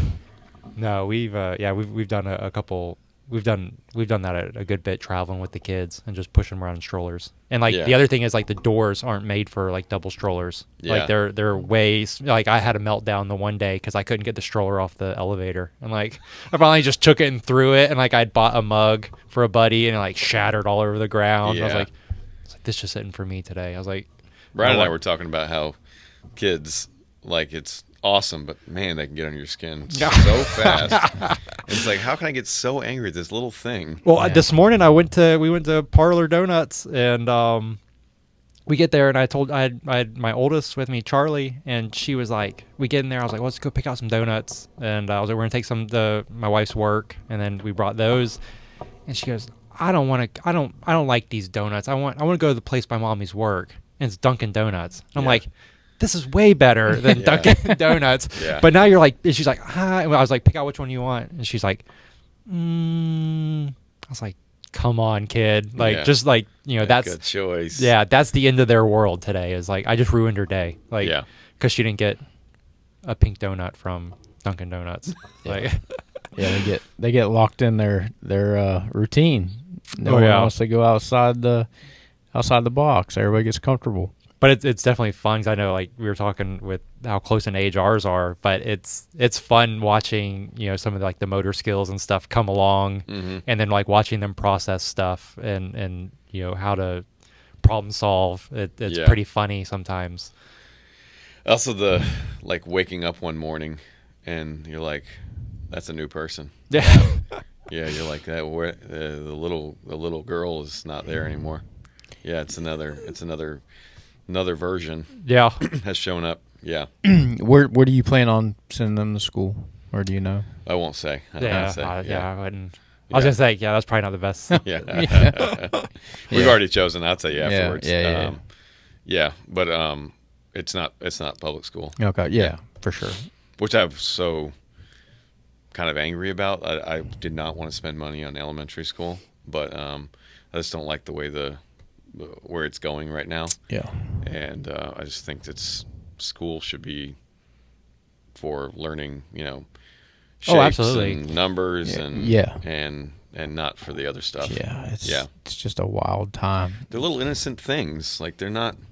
Yeah, That's- that's the biggest thing is the innocence of a child, and their brain is literally a sponge that's going to absorb so much information, and what we've fallen from so many values of just America, not political or religion or anything, but just a good basis of morals, and we're so far from that these days. It's scary. With the school they're going to, we have a reading list for my son, and we have so many books in the house. That's kind of one of the things. Like we read probably 4 books a night, and it's one of the things like we're very routine about. And so we got the reading list, and most of the books we already had. So my wife just bought the rest of them that were on the list, and we always before all this stuff, we always check the book first. And so one of the books is Julian is a Mermaid. Sounds very innocent, right? Very beautifully drawn. High ratings on Amazon, very high. And you start reading, you got 3/4 through it, and you're like, "What's going on here?" And it's, Julian has a wiener. Julian does not want to be a human being. Oh, Julian wants to be, and then they find a parade of other people who want to be fishes and mermaids, and I'm like, this is not appropriate. And I brought it up to the school, immediately took it off the list. great. And the guy I talked to was like, I already took this out of the library. I don't know why it's on this list, but he right in front of me took it off the list. That's nice. At least they went through with it instead of like, oh, I got to run this up the chain of command, and I was a little kind of give you the. I was a little nervous because of, like you said, I don't know, this mob mentality, and they come after you. Yep. And and he listened very well, and then made what I thought were the appropriate changes. So Yeah. No, 100%. And like even the start of this, part-time savages. That's what I always told AJ. I was like, dude, if we ever say something wrong, I'm a business owner, you're a business owner, we're gonna get assassinated. I just think you're just not allowed to have an opinion. Yeah. And if you do have an opinion, you get locked into a group. There's only 2 groups right now, and why does it have to be 2 groups? Why do I have to be in a group? Yeah, 100%. I have values that are one's in one group and one's in the other group. 100%. So, Oh, I agree. 100%, Yeah. Yeah. That's the way, and and I just I agree with that. And Statement a lot of perfectly. times, Yeah. and I'm always the guy that's always like, just don't voice a lot, just humble. But then it's like, even like this, just exercise, freedom of speech. Saying we're Americans at the end of the day. We should still have debates and conversations. It don't have to be. You could tell me your 100%. shirt's blue, and I'll be like, okay. Right, yeah. That's cool, that's man. where I'm at with it. Like, Let's go. But Sounds good. like I said, you get a short time on this earth and try to make the best of it, and try to be a decent human being to keep it going longer in life. how boring would it be if we all had the same exact opinions? Yeah. That would. We It couldn't should even be able to have yeah. some discourse. Yeah. And maybe you say something, and I'm like, wow, I didn't think of it from that perspective. Yeah. Or maybe it solidifies my reasoning for something. That's okay. Yep, definitely. Oh, it's not okay though. But there's still a You're lot welcome to that opinion. a large quantity, even Joe, Rogan, he's got so much versatility on the show, and there's I still think there's hope. Really, it's the craziest time. I always reference my grandparents because I think they died in 16, but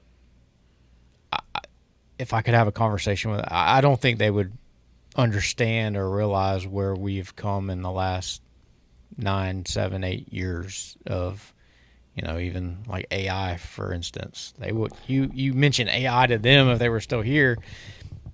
What is that? You know what I'm saying? Oh, dude, I could only imagine like what my dad passed away 5, 6 years ago, and it's like I can only imagine what he would. He'd be like, "What the hell's going on?" Yeah, 100%. It's what? wild. Like, it would be. He was definitely the Fox News guy, but at the same time, he was a realist, and but yeah, I can only imagine like all the other shit that's that you read and see, and how much of it's true, how much of it's. Have you seen the Shane Gillis stand up about Fox News dad and Fox Yeah, News mom? yeah. So That's funny. pretty. Yeah, that was pretty much my dad. I just watch this shit so I can go to bed Until I get pissed off. Yeah, 100%. I did the same thing last night, but I actually was on the other one. It's funny because I think you and I were talking about the other day is like I hardly watch any like news related stuff. I binge watch The Bear. Like that's kind of like my getaway. I don't follow any of the news outlets, nothing like that. And I had never watched like a Trump speech. Yeah. And then I watched Shane Gillis like I think it was on Kill Tony or something the other day. And then I was like, so that episode is with the one with Joe Biden. Yeah. Also, so I watched that and I was like, you know what? And then I watched like a legit Trump speech and I was like, dude, he is so spot on. Like if you haven't seen it, like it's hilarious because it's perfect. But just the parody of it is awesome. But I was like, I've been that far out of the loop. Like I just try not to get into it. I think a good measure of where you are on the political spectrum is if somebody makes a joke about Trump and Joe Biden, and if you can laugh at them, you're probably doing good. Yeah. But if somebody brings up Trump and you just immediately get pissed off, and brings up Biden and you immediately get pissed off, you probably should like check yourself a little bit. Yeah, I agree. I've been taught at a young age. I'm not putting any faith in any man at the end of the day. You know what I'm saying? Yes. Yeah. So it's like, whatever. It is what it is. Obviously we can vote, but realistically we don't have a lot of, it's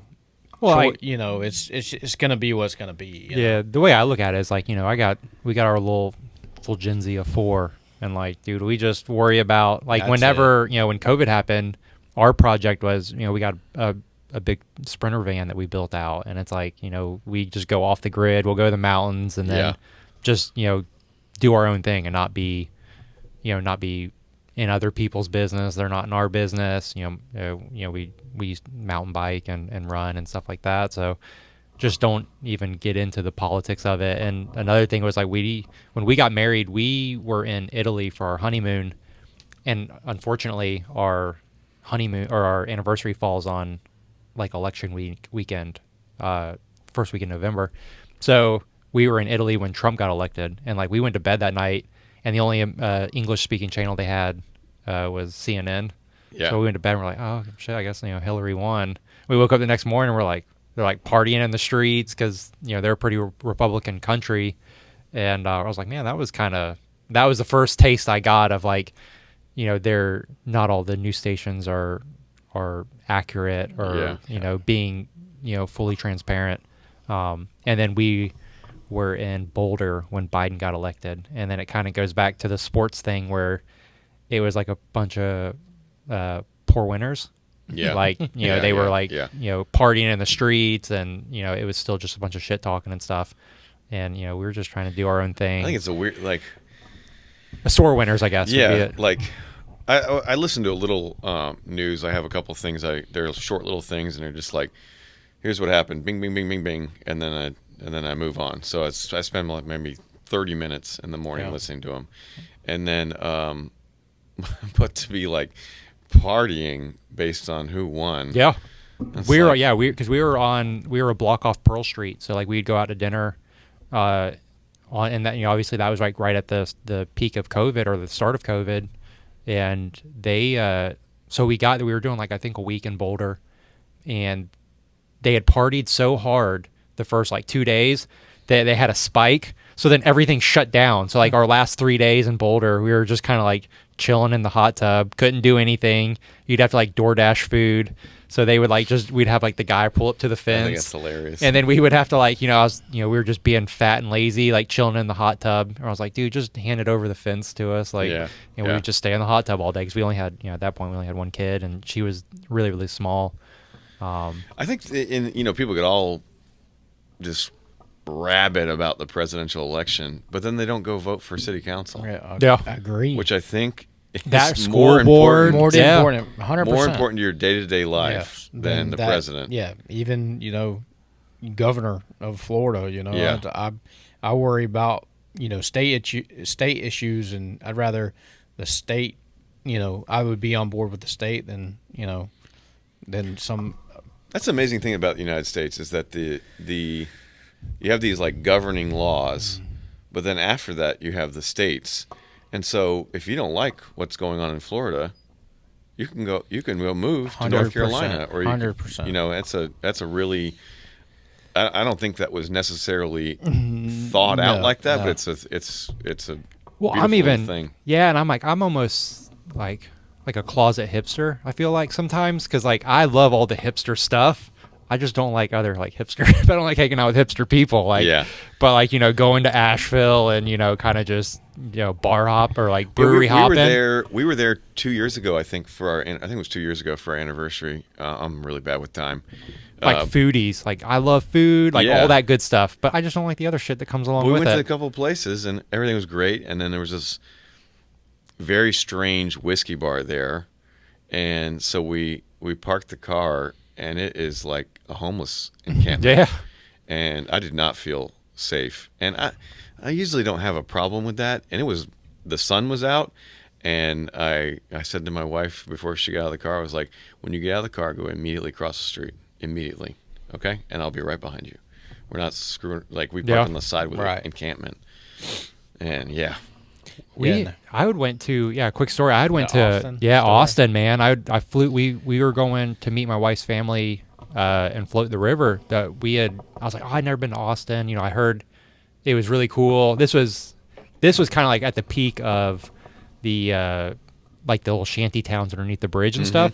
Yeah. And we landed. They lost our bags, so we went ahead and just Ubered to the hotel. We were staying.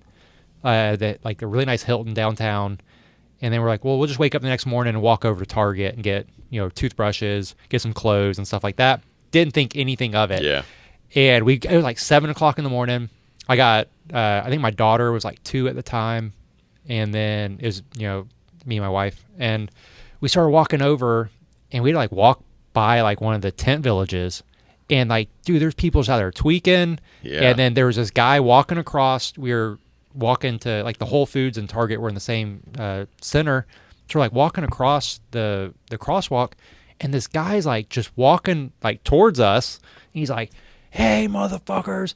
He's like, "What are y'all doing here?" Like just yelling. And I was like, "Dude, I hope one of these people in the cars would like stop and like back us up, because like at this point like that was probably one of the most scared I've ever been in my life, like adult life, was with this homeless dude tweaking at 7:00 in the morning walking towards us. Yeah. And then after that, kid. and like after that I was like, dude, like I carry a knife all the time now. I was like, I don't know if it's gonna you're gonna be able to beat somebody on meth, but at least it makes me feel a little bit more confident. But I was like, dude, this is the way these people are dealing with it. And I think since then they've gotten a little bit better with cleaning that area up and stuff.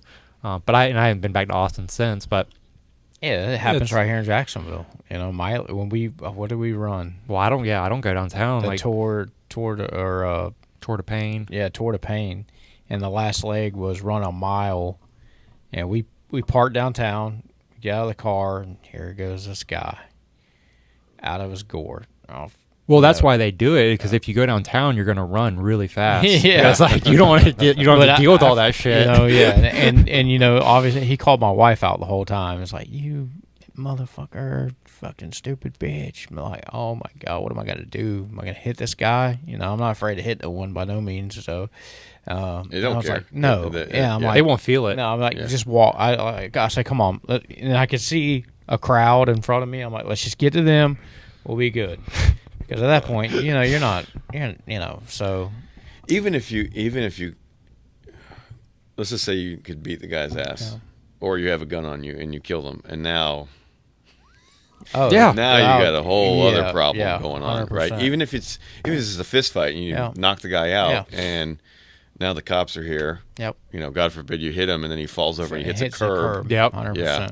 Well, I've had a conversation with some people before, and it's like, the people that are the everyday carry people, and they're like, well, you know what? If you're at a stoplight and this person, is jumping out, I'm like, I'm gonna go, put it and drive and just leave. I'm gonna get myself out of the situation. I'm not gonna sit here and provoke it, or Well, that's the best thing to do. Any fighter you talk to, they'll say the number one thing you should do is leave the situation. Yeah. Not fight. You should leave. The best fighters leave.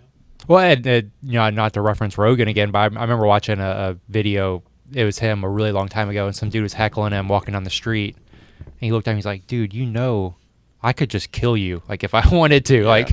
Like I'm a black belt, and I'm a jacked black belt at that. Like I could literally just kill you." Like, well, there's a instance where they're in a hotel and he's with a MMA fighter, and somebody just starts running their mouth, and the fighter puts him in whatever pose it is, and then like a 70-year-old sleeper hold. Yeah.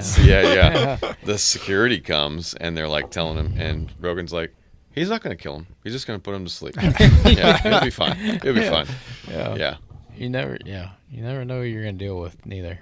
That's that's one of the worst things I always think about too. Like just that back of the head hit. Like if somebody was to slip. Like when I see my kids running around the house, I'm like, dude, like the back of your head's just as important as the front. Yeah. And then especially with their age gap, the older ones always, rough. Always heckling. And I watched them the other day. Like me and my wife were dying. They were like for 10 seconds straight, just like hitting each other's hands. And I was like, dude, what the hell? Like this guy, like she's gonna our youngest is gonna grow up, not wanting to share anything. She's gonna hoard all her stuff. But yeah, and then kind of the other stuff with you're talking about with the schools, the vocabulary that they learn at schools is pretty interesting. Like I don't think I told you, but when we were at the lake, Charlie, she got into bed and she hit her head on the back of the bed and she goes, "Puck." I was like, oh my God. I was had to look away so I didn't laugh because she sounded like a damn 30-year-old person. Yeah. And I was like, where did you learn that from? I was like, please say your mom. I was like, because man, that would be I would hold that over her head so bad. She's like, oh, Jameson at school said it. I was like, dude, I was like, can't say that ever. I was like, those are bad words. And A couple weeks ago, the kids started saying "shoot you in the face." Oh, shoot nice. you in the face. Oh, and I didn't learn that at this house. So I went and told the teachers. Can you keep an eye on this? Yeah. What's going on here? And they said, we'll redirect it. Yeah. Wow. Guys, both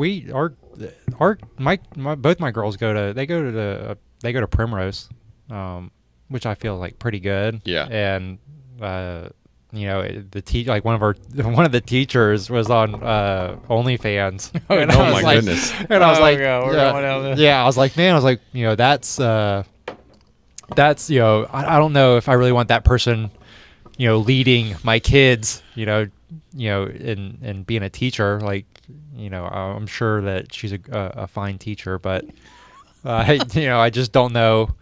A certain moral compass missing. I don't know at what price. What's the number? Everyone has a number when you're going to show your feet off on the internet. 100%. Yeah. I wish I was a girl. And a good-looking one. Yeah. I'm ugly and, a ginger. Yeah. Yeah, right. That's it. Do you want to work at Wendy's or do you want to just hang out at your house all day and make a bunch of money? Well, it should be an easy decision. You don't have a soul, so. No, man, me and my wife were at a bar up in Asheville, and we had met this couple. They were actually from Gainesville, and she had we had been drinking them for a bit, and she's not the best with like finishing the joke. Like sometimes it takes a little bit of a roundabout to get there, and then the joke ended up being a ginger joke at the end of the day. And then the next night we see him at the hotel bar.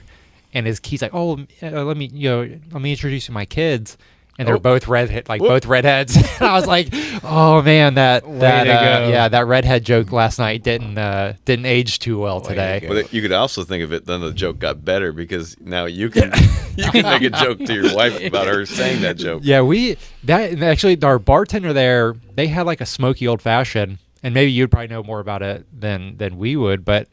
They did like the whole smoking and all that. And he's like, yeah, that doesn't really do shit. He's like, you actually have to like have smoked like syrup in it. Mm-hmm. He's like, it's a lot more, you can actually taste the smokiness. Yeah, or you could do like mezcal or like Ardbeg, like an Islay Scotch. Because going back to bonefish, man, that smoked old fashioned for me is amazing. But how much is it like if you're just smelling it, like getting the flavor through the smell? Like if I tell you something tastes like green apple, Yeah. Does it actually taste like green apple, or is it just because I told you? Yeah, true. Yeah. Are you doing all the pretty much all the new drinks and stuff, or do you have people at the bar? Not so much anymore. It gets like we do, we sit down and we talk about them, and I usually just kind of sit back and just like listen. And I have a bar manager now that's very well versed in that world, and then and our chef also understands flavors, and so people bring up ideas. I don't really like when a bar has like you come up with a cocktail and then they put your name under it, right? How much of that? So you just sat in a room by yourself, right, and just did everything on your own. Right. You didn't ask anybody their opinion. Right. Nobody gave any input. So there's so many different people have an input. Like maybe I have the first idea, but the finishing product was not totally my idea. Yeah. A lot of people had their hands in it. I think sometimes like I'm that person. Like I think both of us, like when we go out, dude, I drink all over the place. Mm-hmm. Like I'll be a margarita. Then I'll be like Jack and Coke. Yeah. Sangria. Then I'll be like sangria. And I'll be like, oh, can I just finish those with a glass of wine? Yeah. But yeah, I guess there's certain, like maybe like steaks and stuff. I'll go, steak and like red wine. But like even the other night with that mushroom dish, I was like margarita. Like I was like, we were driving down, we passed like a Mexican place, and I was like, man, I just really want a margarita. Yeah. And then we got there, I was like, margaritas are awesome. Let me just do margarita. Mine is Negroni. Negroni almost, if it's a cocktail place, Negroni. Yeah. Sauvignon Blanc or something in that vein, Viognier, Gruner Veltliner, something like light, and then Guinness. Those are usually my choices. Is usually what I get. I love we were talking earlier. I love vodka on the rocks, but it'll get me tore up. Yeah. It just goes down too easy. Yeah. Same with like whiskey. Guinness is my speed bump. Yeah. Because I drink them slow. Right. Yeah. That makes sense. I was just telling a buddy yesterday. I was like, yeah, sometimes I just order like something I don't like, just so I slow roll it. Because then I'll just do that. I'll just drink a Modelo. And I'll just baby it because I don't really sit want on it. our front porch, and I'll just bring a bucket of ice out and a bottle of whiskey, and just do this. And then before you know it, I'm a little like wobbly. I think my weakness lately has been like a port. Like just get like a nice port wine. God, you're all over the place. I know. And then we'll be like, we'll drink it like wine. And by the time we're done, we're like, God, man, like what were we thinking? 100%. What's that hangover like? I had terrible. Yeah, because I just had a bottle and a half of Cab on Saturday night. And I'm getting too old too. And the wine hangovers are the worst for me. I don't know why, if it's the sugar or what it is, but the next day it's rough. I think the big mistake is the water intake, because people don't want to go want to go pee. Right. And so I've crushed water when I start drinking. So I'll be getting up. I was in New Orleans for Tales of the Cocktail, and we went out to some bars, and one of my favorite bars there is the Dungeon. It's a just weird place. And I must have gone to the bathroom like 8 times while we were there.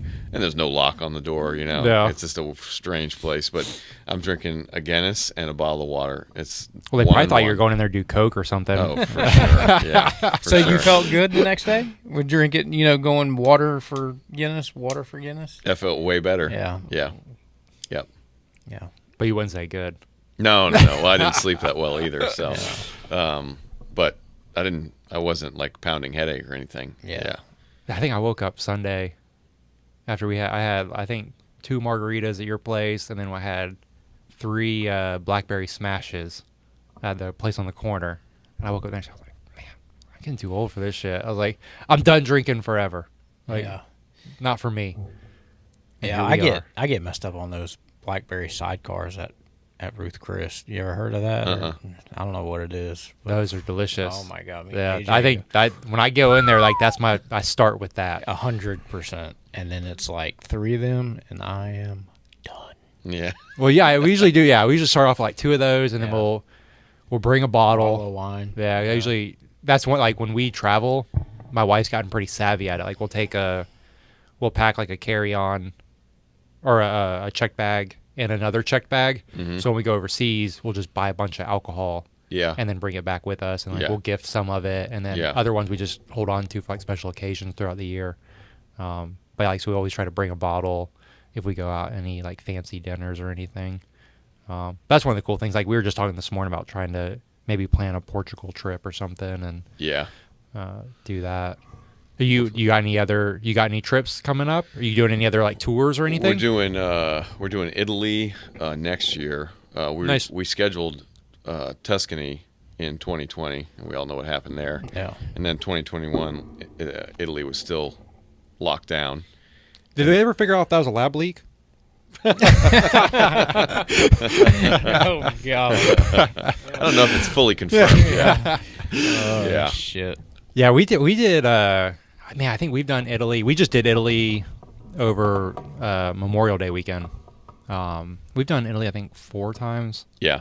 It's fun. Like that's my last name is Fulgenzi, so Yeah. like we kind of mosey our way around pretty well, and it's always a good time, man. It's like that's been our go-to. It's been a lot of fun. That in Switzerland. Yeah. We've done Switzerland 4 times as well. Yeah. Yeah. So we'll go. We're gonna do that. I think in July or something like that, and do a week and a half out there. Yeah. Tuscany. I got some places that I want to go to in Tuscany. I think we're gonna fly. I don't know if we're gonna fly into Rome and then fly out of Florence or what. But Have you done Rome at all? no, Rome's a cool like a day or day and a half. that's kind of what we're thinking. Is just take the kids there to see the Colosseum. Yeah. And The Colosseum, like that was kind of what changed my when we went by it for the first time. I was like, dude, it just blew my mind. Like Yeah. being like it's the same crap you see in your books growing up in school and stuff, and then to actually see it there yeah. was pretty incredible. But yeah, I think we did 3 or 4 days in Florence, and Florence is so beautiful. Yeah, when you see those things that are in the books, the Sagrada Familia, the Eiffel Tower. Oh. I remember the first time we were walking along the river in Paris, and then the Eiffel Tower came into view. Yeah. It's like goosebumps. Yeah. Well, that, and then I saw you did the catacombs. Like to Oh, me, yeah, the that's- catacombs blew my mind. Yeah.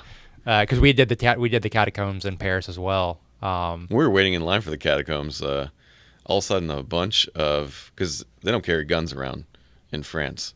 They don't have guns, the police. I didn't really notice. And like same with London, they don't have guns. But then all of a sudden, a lot of guns showed up. Really? And police cars. I was like, what is going on? It was like rifles. Huh? Yeah.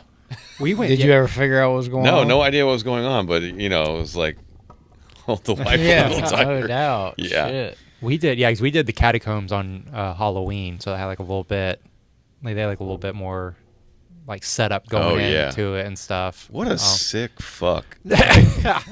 Playing with bones and like making hearts and stuff with them. It was definitely interesting, and like I'm assuming it's probably the same. You probably did the same one, but like you walk down that spiral staircase, Yeah. and you get to the very end, and you can like look up, Yeah. and you don't realize how far under the ground you are until you see like a little bitty dot, Yeah. and you walk back up.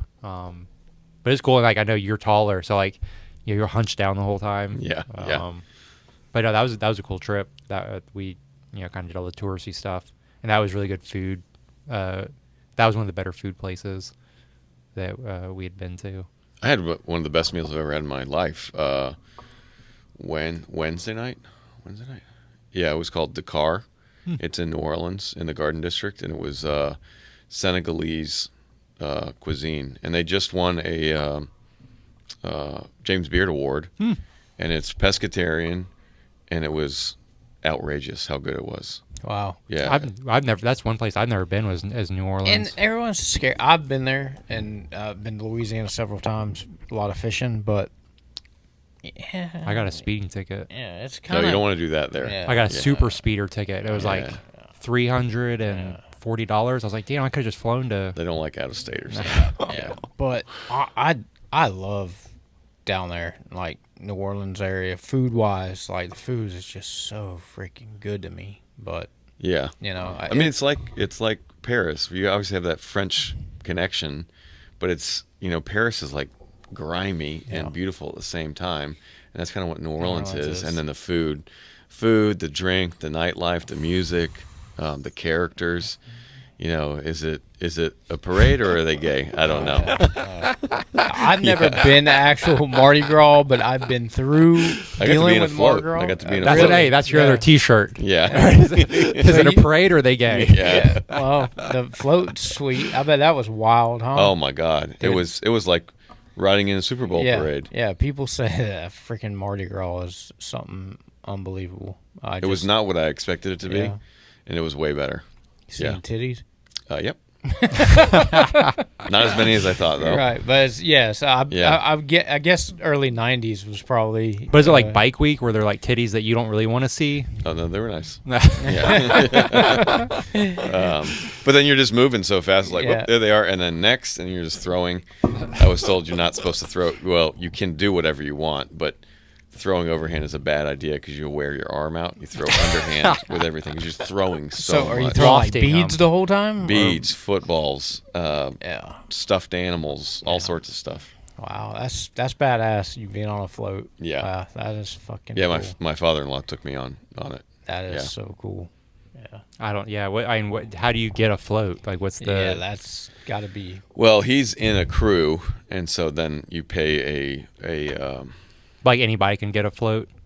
No, there's all these yeah. crews, and they and crew is KREWE, and so each crew has a day that they do their parade leading up to Mardi Gras, and Mardi Gras. I think Mardi Gras Day is like the old crews. Zulu is one of the old crews, and they're on Mardi Gras Day. It's like I don't know if we were on Sunday or Saturday. I can't remember. But yeah, I was one of his visitor or whatever, and I got to be on the float. But he's a member of Bacchus, is the one he's a crew of. Yeah. That's cool. Yeah, No, that's really cool. And like I said, because that thing is they close down everything. Like and these floats are wrapped around the whole yeah. If you city. get stuck in the loop, you're just park the car. Yeah. Yeah, It's you're not going 'cause anywhere. We made that mistake coming back from a trip from Venice, and it was I can't even explain it. There's not even words to explain of the debacle that you had to go through to get out of New Orleans, and you just sat there, and you just and you at that point you're not on Bourbon Street, you're on the corridors, and it's just like the rotating floats that are going around, like thousands of floats that are trying to make their way. Yeah, because it doesn't go into the. I mean, maybe some of them do, but the one I was on did not go in the French Quarter. Right. It went through the Garden District and the warehouse and the CBD. Yeah. Yeah. Yeah, it's I feel like every time I'm there, it's like a different country. It's wild. We've looked a couple times, but it's like I'd want to not go kid there with friendly. a group. I don't. Yeah, It wouldn't be a kid friendly trip. No, and like I said, I would definitely go there with you guys or like a group of people for sure. Because Miley, my wife's always wanted to go. Is it like a? Is it more fun than like Savannah? Yeah. Oh yeah. Really? Yeah. Yeah. Savannah's probably, I guess, the closest thing that I would know. Savannah, Charleston. More restaurants, more better restaurants, more bars, more better bars. Huh. And the music. The music. Like the traditional. Then you have like, Savannah is awesome. Savannah's better to walk around in than like Charleston. But New Orleans it's just spread out everywhere. And then you have all these different, you have like the French Quarter, which is very like urban, like French design. Yeah. And then you go out, then you have the CBD with all the skyscrapers. Then you have the Garden District with all these amazing like mansions all throughout. And then there's cool restaurants there too. I mean, they're everywhere. Yeah. That's where Dakar was. Dakar was in the Garden District. Yeah. Yeah. Shout out Dakar. Yeah. Yeah, they rocked the house. We're 2 hours in. Oh, we are. Wow. Yeah. So yeah, I guess we could definitely bring it home. Yeah. And so what's next for you and Forgotten Tonic? I've been looking. You gonna try to open another one? Yeah. Nice. I'm in negotiations right now, so I won't discuss Oh, that's specifics cool. on it. That's But badass. yeah, the possible expansion of the current location, another one, and another expansion, and that's in talks. Looking at a place in Jacksonville. Nice. That'd be cool. Yeah. It'd be nice to have something near my house. Yes. Would you approach it as like the Mojo style where it's like a different theme, or would it be like Forgotten Tonic?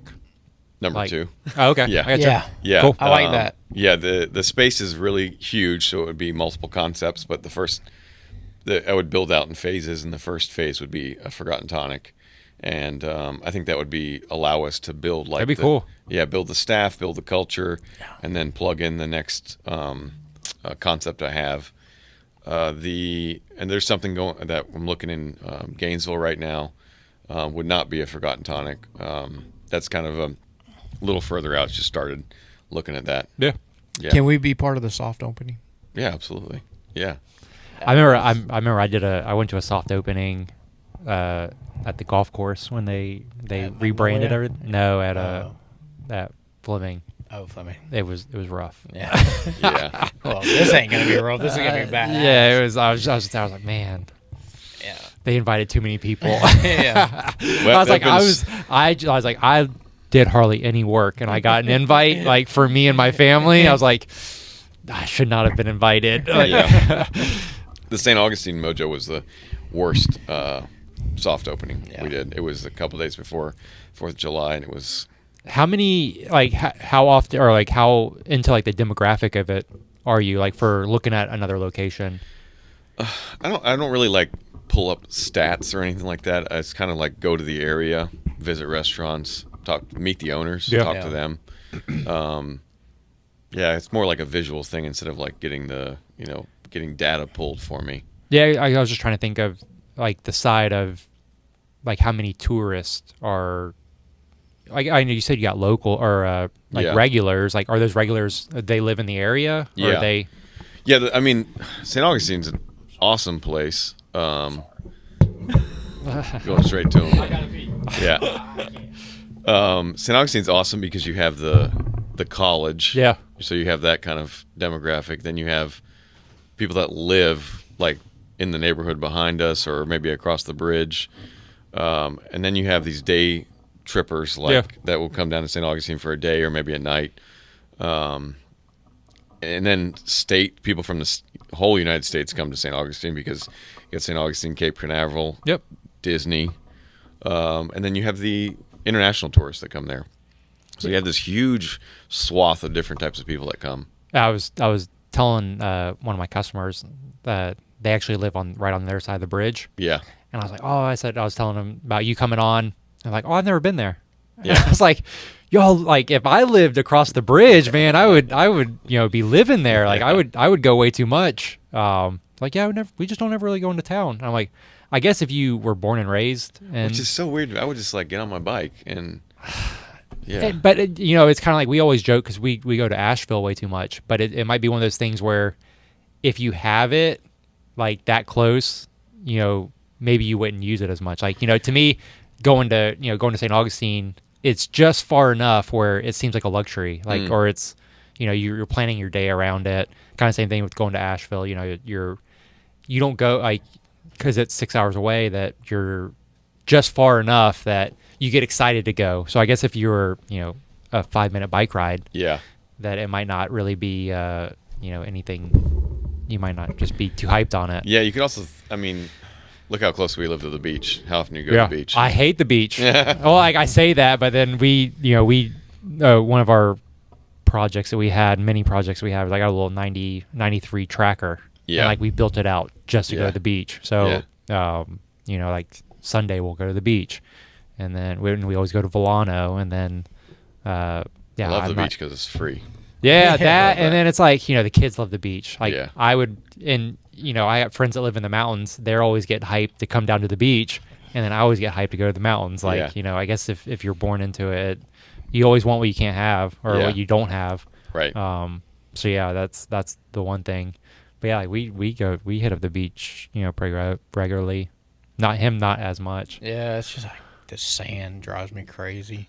That's why we built a little tracker, because I would take my truck to the beach, and I just hate having sand in my truck. Like, and you're cleaning it for like 2 weeks, where the tracker you just hose out. Like, and I just take 16 all the way back, and it only goes 55, like full throttle. I think it's only got like 90 horsepower.